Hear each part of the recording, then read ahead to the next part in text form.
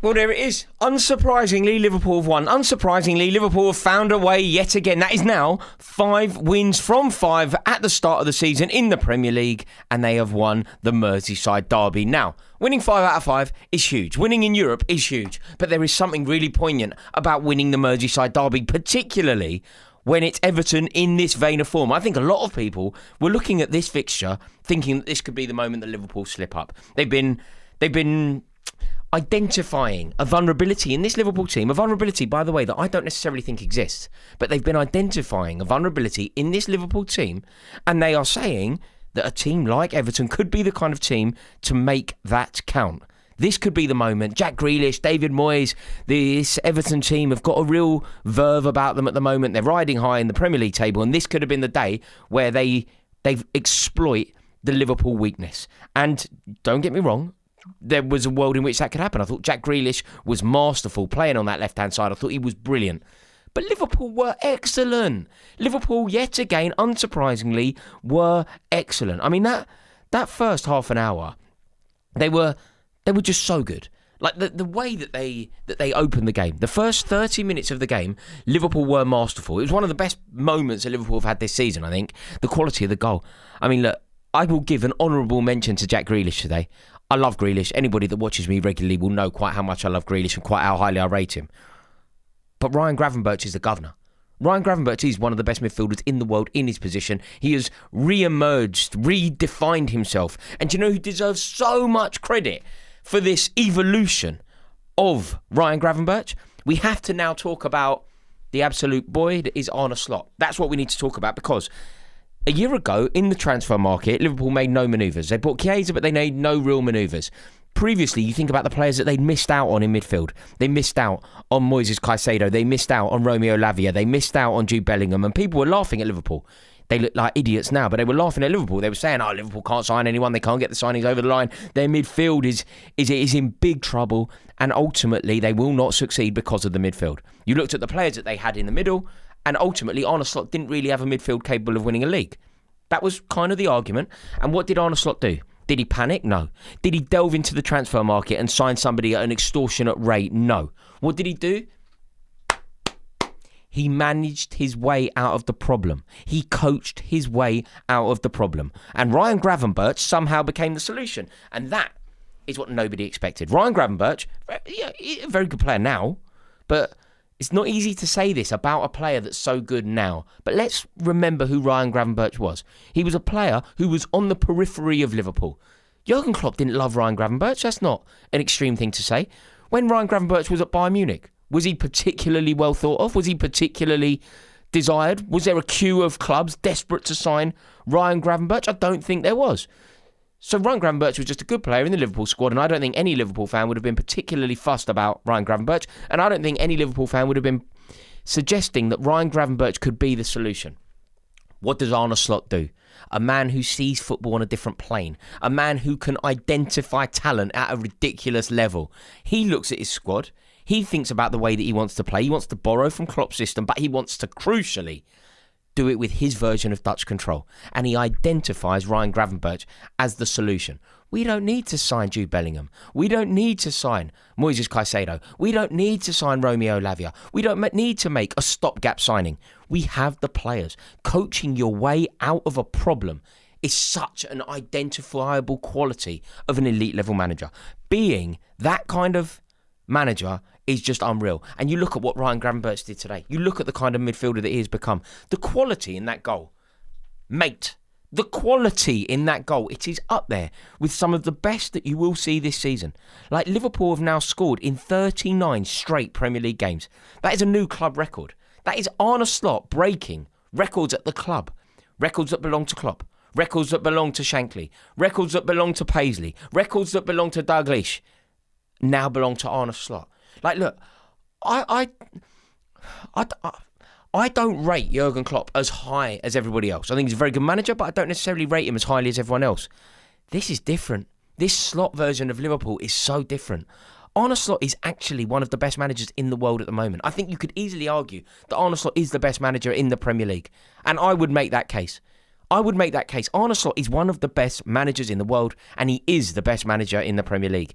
Everything that's going on at Liverpool at the moment, it's all directly traceable to the true brilliance of Arne Slot.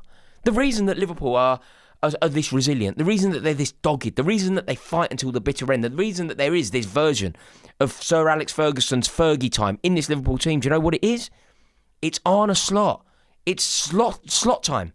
That's what's happening here, Arne time. And it's all because of him. I mean, it's so impressive. I mean, this is the third time in Premier League history that Liverpool have won their first 5 matches. The other times, they got 97 points in 2018-2019 and 98 points in 2019-2020. Now, I'm going to ask you to all do me a massive favour. This is really important. When I make a mistake, people like to clip it up. And that is the game. You got to live and die by your mistakes, right? If I make mistakes, if I say that Erling Haaland isn't going to succeed in the Premier League and he goes on to potentially deserve a Ballon d'Or, I've got to hold my hands up and say I got it wrong. I need your help. Anyone that watches this channel regularly will know that I made this prediction a lot at the beginning of the season before a ball was kicked. I said that Liverpool will accrue 100 points. I said that Liverpool will at least equalise, if not break, the Centurion season of Pep Guardiola. And now I need someone to clip that up. When it happens, at the end of the season, I need somebody to clip that up because there is no doubt in my mind that is what is going to happen here. That is quite how good this Liverpool team are. And that is quite how good this manager is. You think about what Liverpool got. Think about who they are, right? They've got the institution, the brilliance of the club, the true history of the club. Then they've got iconic footballers and then they've got the best manager in the country. 2 and 2 makes a Christmas cake. They are obviously going to do something truly extraordinary this year. Oh, sir, super chat of the day has landed. Thank you very much to Daniel Power. Daniel says, surely, Rory, the regression that we went 2-0 up has to be a slot mentality. Ooh, hang on a sec. Sorry, I lost it. Where'd it go? It's completely disappeared. I can't find it. I'm terribly sorry. I was trying to find it and it disappeared. I was mid-reading it as well. Do me a favour. Would you please like this stream? If you haven't yet, like the stream, please do it. And if you're new around here, please do click subscribe. I'd love to welcome you into this community. I love what we're building here. I love going live after these games and I love seeing what you all have to say. So I really do massively appreciate you tuning in. But for me, just look at what Liverpool have got and try and understand why I am saying that I believe that they will win the league at a canter and accrue 100 points. Like, at the end of the season, people are going, oh, it could be tight this year. Mikel Arteta's team are capable of this and that. It could be tight this year. Manchester City, you never want to write them off. It could be tight this year. Chelsea could launch an unpredictable challenge for the league. It's like, shut up. It's just not going to happen. It quite frankly is simply not going to happen. It's Adi Oladipo is telling me, the governor, Mr. Oladipo, welcome, sir. I hope you're well, mate. I really do. I really hope everything's going your way and you are happily going to clip up that thing. I'm right though, aren't I, Addy? I'm right. Addy, when you're next in the studio, by the way, we need to talk about this. Tuesday. You available Tuesday? Come in. We need to discuss because winning the Merseyside derby, it's symbolic. It's not just 3 points. It matters. And the way that you started the season, I believe that you will hit 100 points. And I'm the first one. I said it before a ball was kicked. 100 points. The Centurions. You will be Centurions this year. Unbeaten? Maybe not. Maybe you could lose a game. Centurions, almost definitely. I hope you're well, Addy, and I look forward to having you back in the studio. But look, I also do believe that when you analyse this Liverpool team, it's just sensational throughout. If you think about the ingredients, what are the ingredients that you need to succeed? Like genuinely, try and analyse. What do you think a team needs in order to win the league? Win the league with record points, by the way. What do you think they need? They need iconic footballers. Let's drill down into it. I'm going to put what I think. You tell me in the comments. I think you need icons, true icons. Teams that break records have icons. How did Arsenal break records? Dennis Bergkamp, Thierry Henry. That's how they broke records, right? Because they had icons in the team. How did Jose Mourinho's Chelsea team break records? John Terry, Frank Lampard, Didier Drogba. You break records like that. How did Manchester City do it? Sergio Aguero, for example. Vincent Kompany, for example. That's how you break records, right? Do Liverpool have that? Do Liverpool have that ingredient? No doubt. Mohamed Salah, Virgil van Dijk, Alisson. No doubt. They have the icons. Okay, so tick. What else do you need? I think you need the best manager in the country. Jose Mourinho at the time, best manager in the country. Pep Guardiola at the time, best manager in the country. Sir Alex Ferguson at the time, best manager in the country. Arne Slot at the time, best manager in the country. Now, when I say this, people go mad. People start getting all really animated. Start having a go at me. They start talking about Pep Guardiola's legacy and what Pep Guardiola did at Barcelona or what Pep Guardiola did at Man City over the past 4 years ago when they won 4 in a row. It's all true. There was a time when Pep Guardiola was better than Arne Slot. But today, the best manager in the league, non-negotiably, is obviously Arne Slot. And that is actually the least controversial thing that you'll hear me say today. That is the least controversial take that you will ever hear about football on this channel. There is no doubt about it. The best manager in the country is Arne Slot. So, you need the best manager. You got it. You need icons. You got it. Then I believe you need the institution to be right and ready and primed. And if you look at this Liverpool team now, you look at the setup, you look at FSG, you look at what they're building, you look at the new additions to the stadium, you look at the Kop in full voice. Tick, tick, tick, tick, boom. I just don't see how it's not going to work. You know what I mean? I just really do not see how it's going to work. Bosun in the super chat here says, Klopp to Slot really may be like Shanks to Paisley. Yeah, I mean, it's interesting, isn't it? Because if you look at the records, I know the spirit of Shankly lives on at Liverpool, and I know what Bill Shankly means. I know the famous quote, obviously, and I've read Shankly's book, so I'm fully aware of the brilliance of Shankly. But Bob Paisley, he's from the northeast, wasn't he? Bob Paisley, I think he's from Durham. Bob Paisley, in terms of what he won, in terms of what he brought to the club, it was actually more. It was a more successful period, and I think now. Is this too controversial? Where do you sit on this? Let me dive into the chat. Do you believe that Arne Slot is a better manager than Jurgen Klopp? Is Arne Slot a better manager than Jurgen Klopp? Because I am starting to think that he is. I really am starting to believe that he is. I think Klopp was excellent.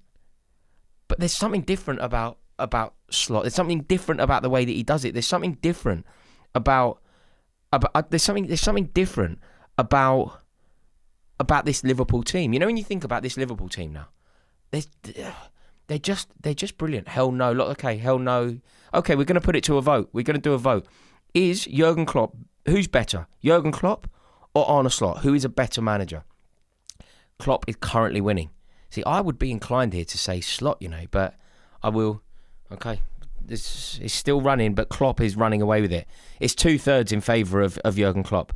But at what point will that change? If Slot retains a league title, which I think he's going to do, by the way, if Arne Slot retains a league title, which he's almost definitely going to do, then does it change? Remember, Liverpool have never retained a Premier League title. Never. They've never done it in their history.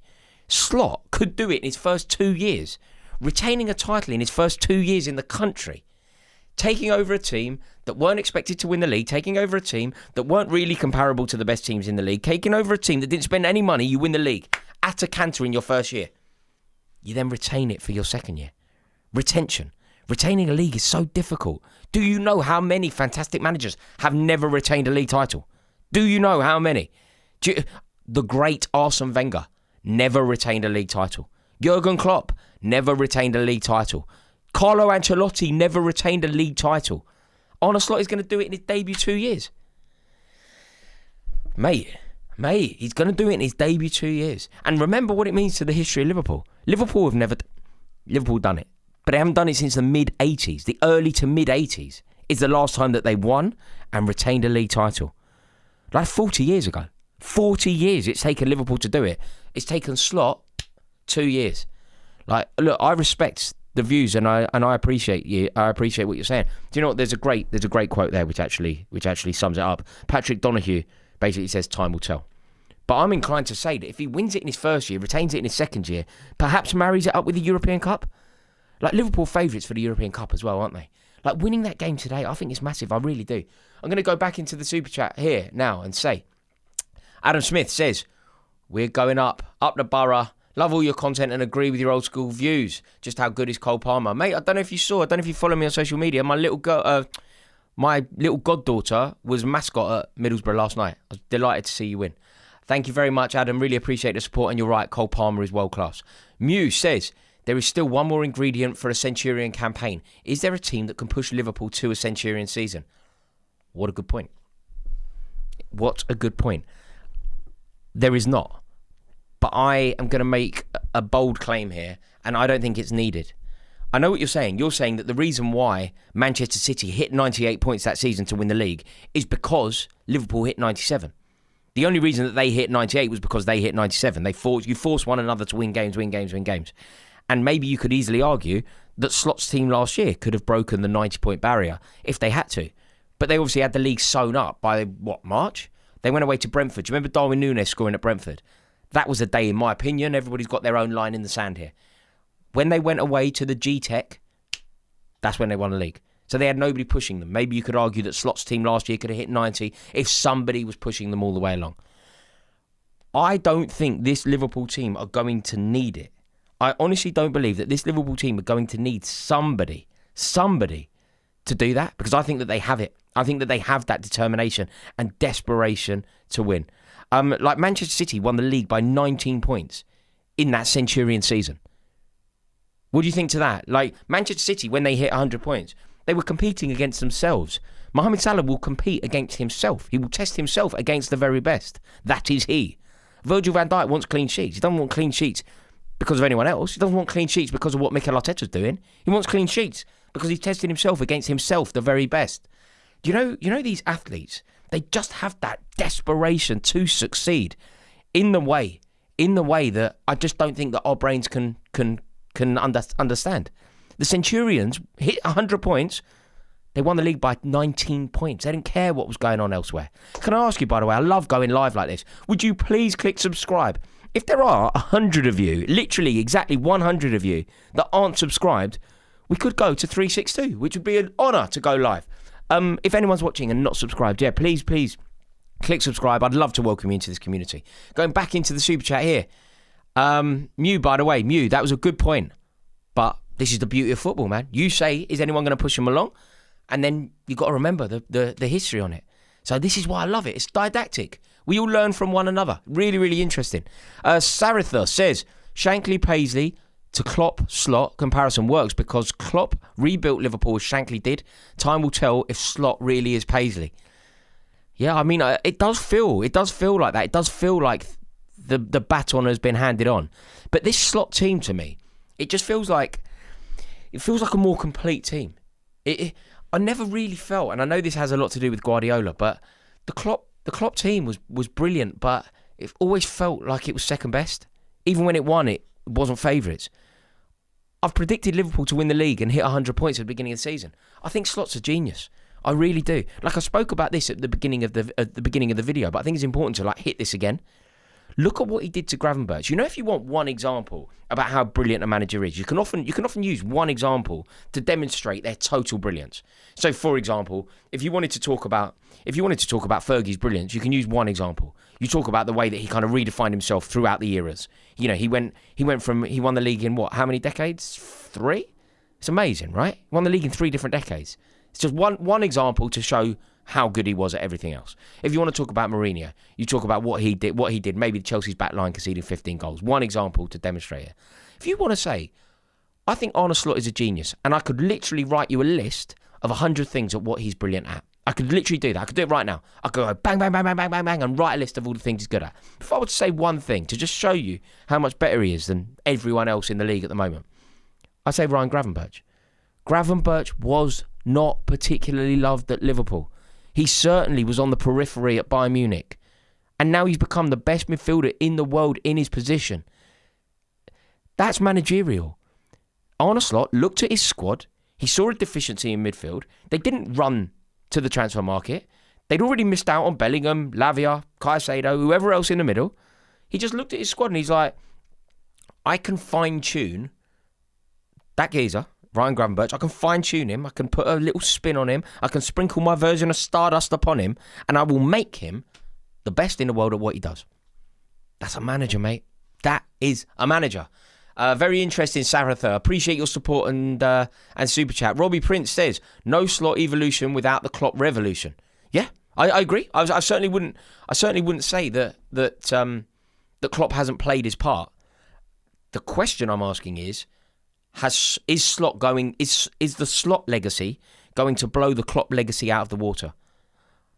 You know, if they retain a league title, if they win 3 in a row, if they marry it up with the European Cup, if they marry it up with 2 European Cups, retain a European Cup, ultimately that will blow the Klopp legacy out the water. It won't mean that Klopp's contribution isn't there for all to see. It won't mean that we shouldn't acknowledge what Klopp did to allow Slot to get into this position. But it could also suggest that one is better than the other. Interesting point though, Robbie, and I do agree certainly with the genesis of what you're saying. Tina, we don't need another hero. What's love got to do with it? Tina says, Arteta is so far off Slot. 6 years, no title, won the FA Cup with Emery's squad. Emery, Arteta, this squad, and he had won the league. Yeah, I mean, I kind of agree with the point that Arteta is off Slot. Yeah, I completely agree. I think Arteta has done a very good job at Arsenal. But I think there's levels to the game. Arteta has done very good things at Arsenal. Arne Slot is the best manager in the world at the moment.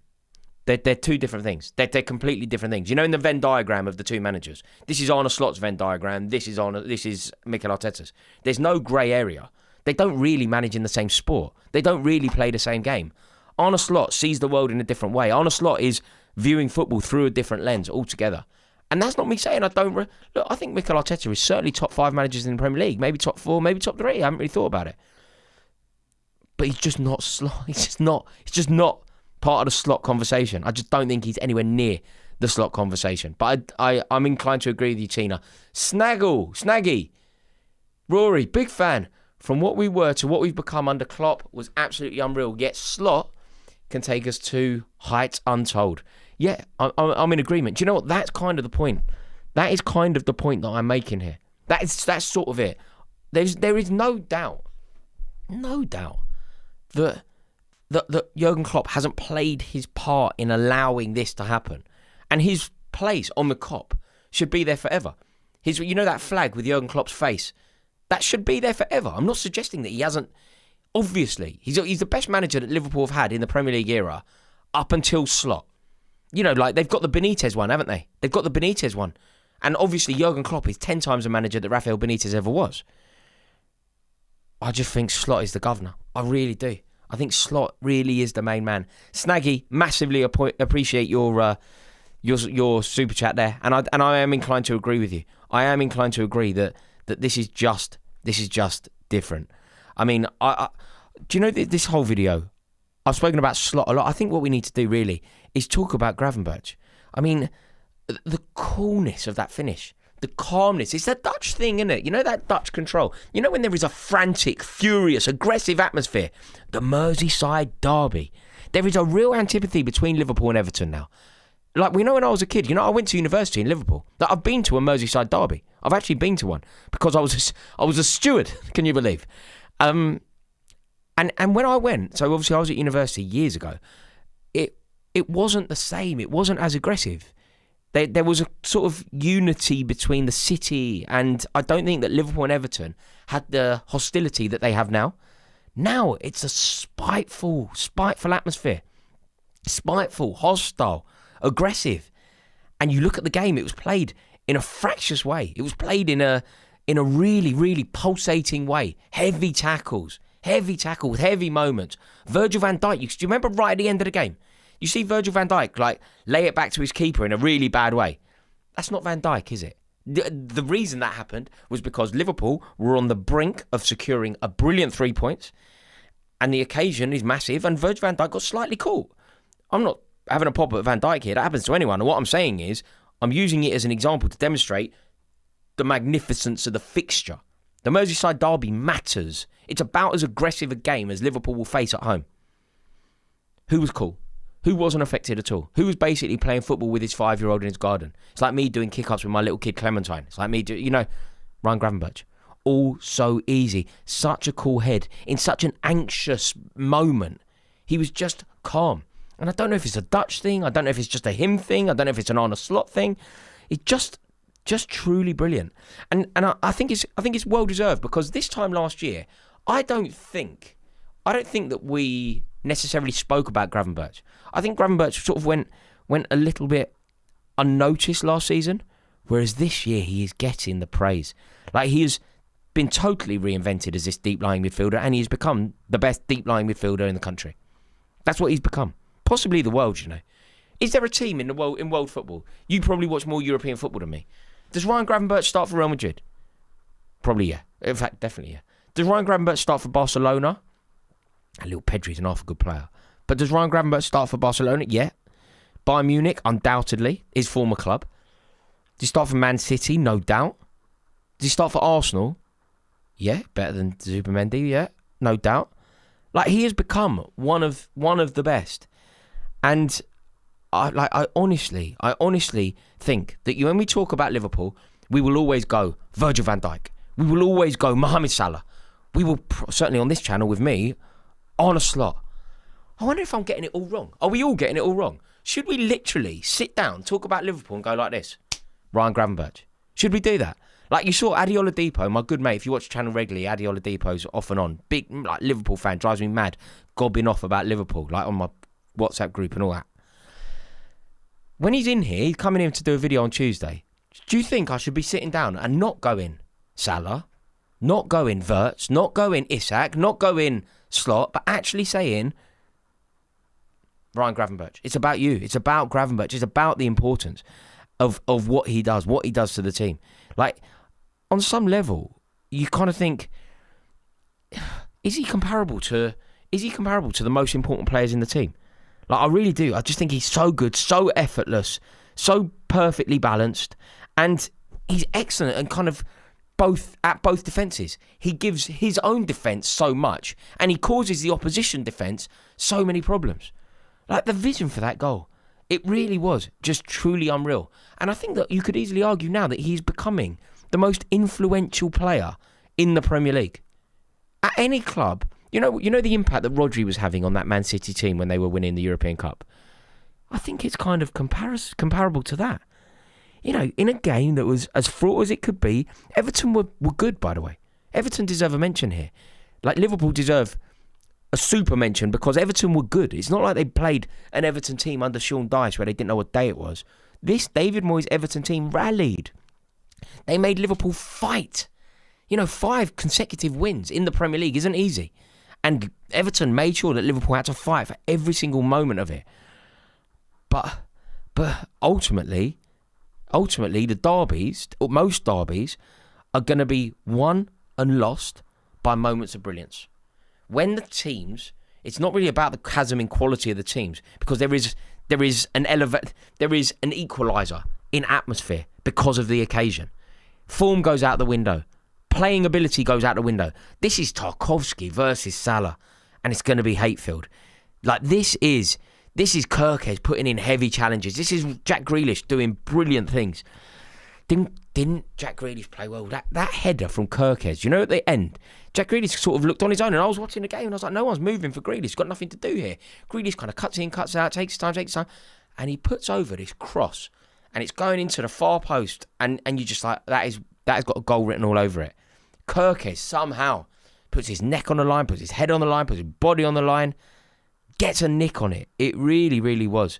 It really was a brilliant, brilliant moment. I'm going to go back into the super chat here and see what Lust Robin says.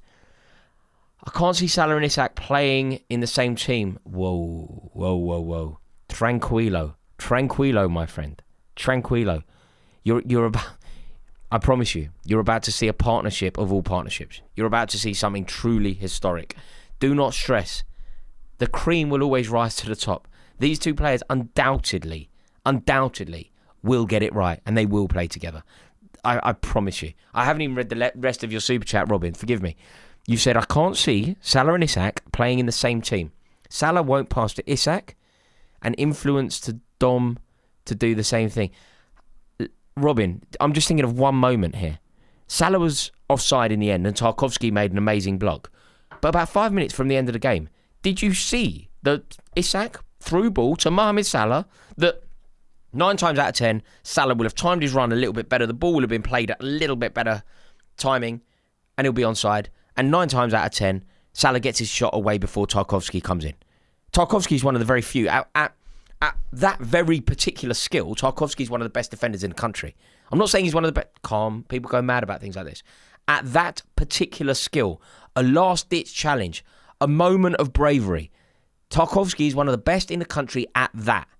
So 9 times out of 10, The centre-half isn't making that tackle. 9 times out of 10, Salah is onside, and 9 times out of 10, Salah has got his shot away before Tarkowski's got there anyway. And the ball ends up in the back of the net. Had that happened now, Robin, had that happened, do you know what we would be talking about? We would be talking about the first of many Salah to Isak, Isak to Salah goals. Like, I'm not... You know when you think about those partnerships, the best partnerships that have ever existed, I think the number one is Heung-min Son and Harry Kane. Heung-min Son to Kane or Kane to Son, that partnership has created the most amount of goals. Second on the list is Lampard to Drogba, Drogba to Lampard. Those two created more goals for one another than anyone else on the list apart from Kane and Son. I don't think... I'm trying to work this out now. Salah's going to do another 2 years at least. Isak... I don't think it's an extreme thing to say that they can break onto that list. I don't think it's an extreme thing to suggest that the players that we're talking about here can break onto that list. Salah to Isak, Isak to Salah could easily end up on that list. And I disagree. But this is the beauty of football. You flex your analytical football muscle. You have these conversations. This is why football is so beautiful. We have our opinions. I've given you mine. I think that it will work. I'm interested in yours. I disagree with it wholeheartedly, Robin. And the example that I've used at the end of the game, what do you think? Let me know. Let me know. This is the beauty of it. And that is why I'm so honoured that you have tuned in to have this debrief with me. We can kind of like go through a therapy of the game together. We can do the post-mortem of the game together. So thank you for tuning in. If anyone is watching this, we are 45 subscribers away from the land of milk and honey. If anyone is watching this and hasn't subscribed, if there are 45 of you, we could reach the 362, which would be symbolic. It'd be lovely. It'd be a lovely manoeuvre. And also, if anyone's watching and hasn't clicked like, please drop a like. I've got no idea what it does. We've got 700 likes. We might even hit 1,000 likes. We've never hit 1,000 likes on a concurrent video. It's hit it post, but never while we're live. Can we nudge that to 1,000 likes? Thank you very much. If anyone is around and can do that, it would be huge. I'm going back to the super chat now, and it's from Bailey. Bailey says, "There's no way the refs weren't on Liverpool's side. There's no way the refs weren't on Liverpool's side. They wasted more than 3 minutes taking free kicks. Yet when Everton were on top, barely any additional time is added on. Corruption." Bailey, I just disagree. I didn't think the ref had a good game. I thought the booking, the booking when the free kick was taken early. I thought that was just ludicrous, like ridiculous, unnecessary, and 3 minutes did feel short. And then there were moments within the 3 minutes where I think, again, maybe some time could have been added on. But we're nitpicking here. We are nitpicking, aren't we? Like it wasn't an example of like. I think that the referees this year have been horrifically bad, like genuinely like horrifically bad. I think that VAR this year has been an abomination, and I am president and co-founder of the Anti-VAR Society. Join me. One day we will rid our beautiful game of this disgraceful intrusion. But Bailey, sir, I just disagree. I don't think... Of all the things that I was going to talk about in this video, Arne Slot getting it right, Jack Grealish being brilliant, David Moyes rejuvenating Everton, Arne Slot, Mohamed Salah, Isak, the true beauty of the goals. I don't know how low down on my list I was going to bring up the refs. It didn't really clock it. I don't think the ref had a great game, but I think in an intense atmosphere it's difficult, and maybe they could have played another minute. Maybe I agreed with you on that. But overall, I didn't think that the referee was worthy of the talking point. But Bailey, I appreciate... Who do you support, Bailey? Just out of curiosity. I've got a feeling are you looking at it through the lens of maybe an Arsenal or a Man City? Or are you an Everton fan, I guess? Let me know. Sam Dixon in the super chat says, "Mad to be acting like it's done. Arsenal have conceded only 1 goal. That was a miracle with the half injured. Long way to go yet." Sam, there's no doubt there's a long way to go. But we have seen some things in this Liverpool team that I believe demonstrate that they are just going to romp home. My prediction is they hit 100 points. My prediction is they win the league by a minimum of 10 points. They will finish 10 points minimum ahead of Arsenal. I truly believe that. And do you know how we know? People are telling me that Liverpool are finding their rhythm. People are telling me that Liverpool are finding their feet. People are telling me that Florian Wirtz is acclimatising to a new league and a new country and a new language. People are telling me that it's not easy for Ekitike because he's coming into a winning machine. Bruv, they win every week. They're winning every week, and this is when they're meant to be rubbish. They're winning every week. This is when they're supposed to be finding their form. They win every week, and they didn't even have the jewel in the crown of their transfer window strategy until recent. They beat Arsenal. They've beaten the biggest rival at home when they were vulnerable, and they didn't have Alexander Isak in the team. They've beaten Arsenal. Like, not only that, there was something in the victory against Arsenal that showed me that Liverpool are going to claim the title. You know when you win a league, you don't win a league by accident.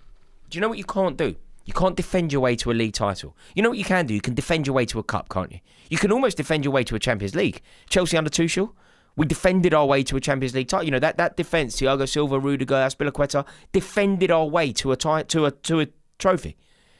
You can't do that for 38 games. And when you win a league, especially if you're Arsenal, so Liverpool are the champions, Liverpool are the best team in the country, you're playing Liverpool early in the season, you have the opportunity to go to Anfield and make a statement. Arsenal went to Anfield, and all they did really was wave a white flag. Mikel Arteta admitted to Slot that he was scared. Like that midfield that he played, all the clogging midfielders. Like it just didn't make sense. Starting Marino in that game really did show me that Slot is likely to win the league. So you're right. There's a long way to go. And listen, Sam, I could be wrong, mate. I've seen your name around here. I know that you're a long-term watcher, and I appreciate the support. But I could be wrong. But I just don't see it that way. I'm going back into the Super Chat here, and it's Owen, Liverpool fan here. Wirtz will be great versus Spanish and German teams in the Champions League because there's more technicality than physicality. But the kids look like he's going through a tricky time in the Premier League. I hope he delivers. I think he's going to be fine in the Premier League as well, Owen. I think we just need to be a little bit more patient. Like, he is clearly going to be fine in the Premier League. He's clearly going to be an excellent Premier League player. It just takes a bit of time. Like, it's not easy when you come into a winning machine. It's also not easy when you have to learn a new language, learn a new league, learn the rigorous nature of Premier League football. It's not easy. It's an aggressive league. And it's not that he's not capable of doing it. Wirtz is totally capable of doing it. It's just going to take time. You're saying that he's going to shine in the Champions League. I think there's a chance of that.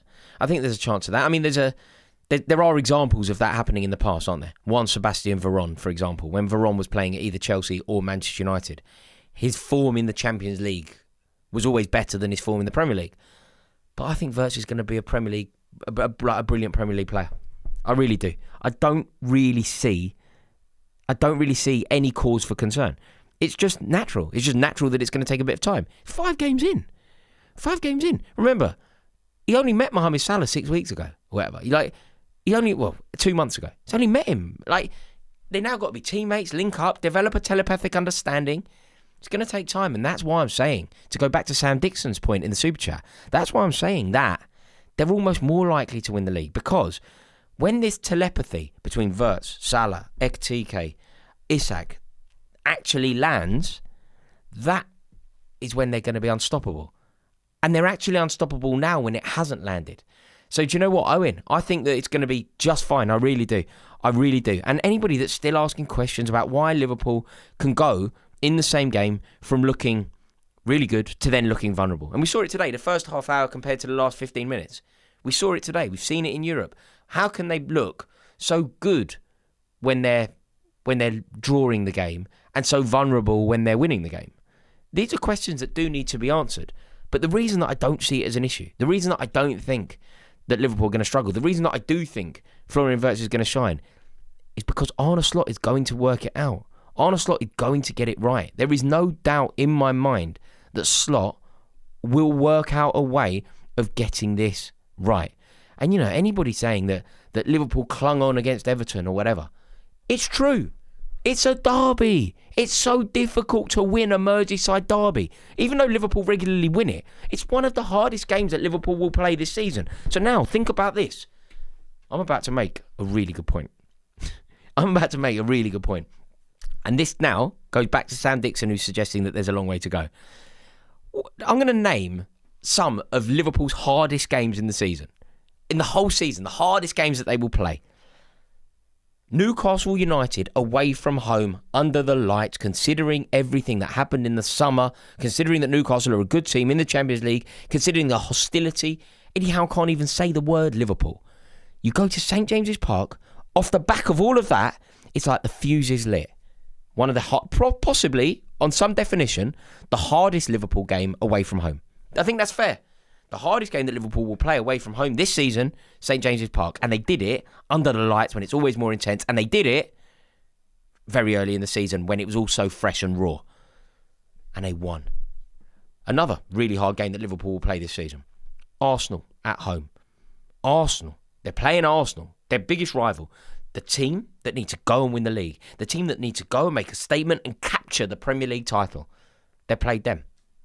And they won. And now, so that's out of 5 games, that's 2. Now listen to this one. The Merseyside derby. Not only the Merseyside derby, by the way. This is the best point I've ever made, by the way. Those 2 fixtures combined with this. Sam, I've blown you out of the water here. I'm sorry, mate, but I've come in with the bob and weave.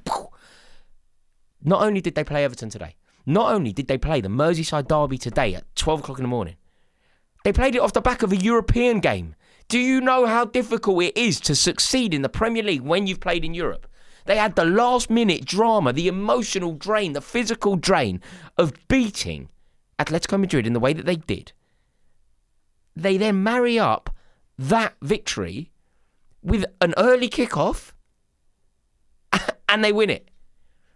Another hardest game that they will play, the Merseyside derby. But not only the Merseyside derby off the back of playing a Diego Simeone team midweek and winning with the last kick of the game.